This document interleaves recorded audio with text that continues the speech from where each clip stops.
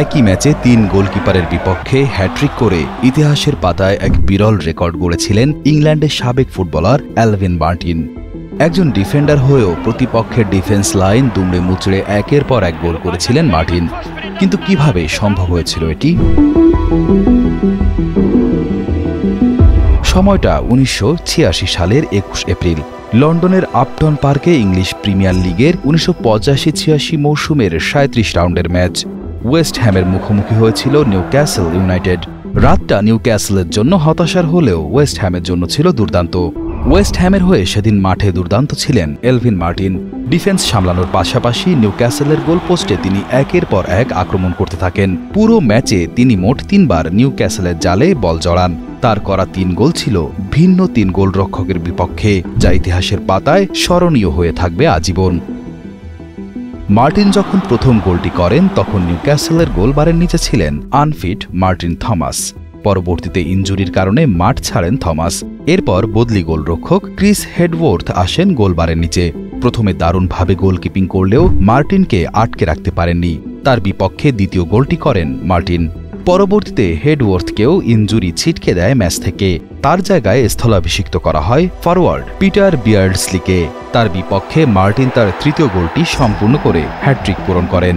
ইতিহাসে এটি একমাত্র হ্যাট্রিক যেটা একই ম্যাচে ৩ গোলরক্ষকের বিপক্ষে ছিল।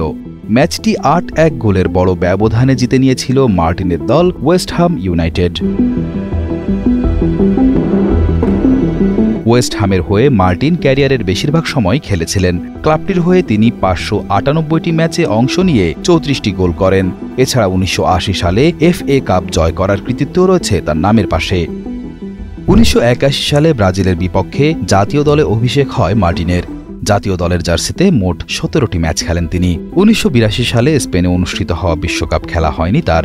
ইনজুরির কারণে দল থেকে ছিটকে যান তিনি। পরবর্তীতে বিশ্বকাপ হয় ১৯৮৬ সালের মেক্সিকোতে। সেই বিশ্বকাপে শিরোপা অর্জনের লড়াইয়ে কোচ ববি রবসনের অধীনে মাঠ মাতাতে দেখা যায় ইংল্যান্ডকে।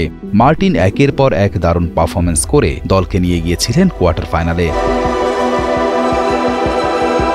কোয়ার্টার ফাইনালে ইংল্যান্ডের মুখোমুখি হয়েছিল আর্জেন্টিনা। ম্যাচের স্কোর লাইন ছিল ২-১। আর্জেন্টিনার ২টি গোলের মধ্যে প্রথমটি ছিল ফুটবল ইতিহাসের সবচেয়ে বিতর্কিত গোল। হেডে গোল করতে গিয়ে তার পরিবর্তে হাত দিয়ে গোল করেছিলেন ম্যারাডোনা। জালে বল জড়ানো মাত্রই রেফারি বাঁশি বাজিয়ে জানিয়ে দেন ওটা গোল। উচ্ছ্বাসে ফেটে পড়ে আর্জেন্টিনার দর্শকরা। সকলে ভেবেছিলেন হেডে গোল হয়েছে।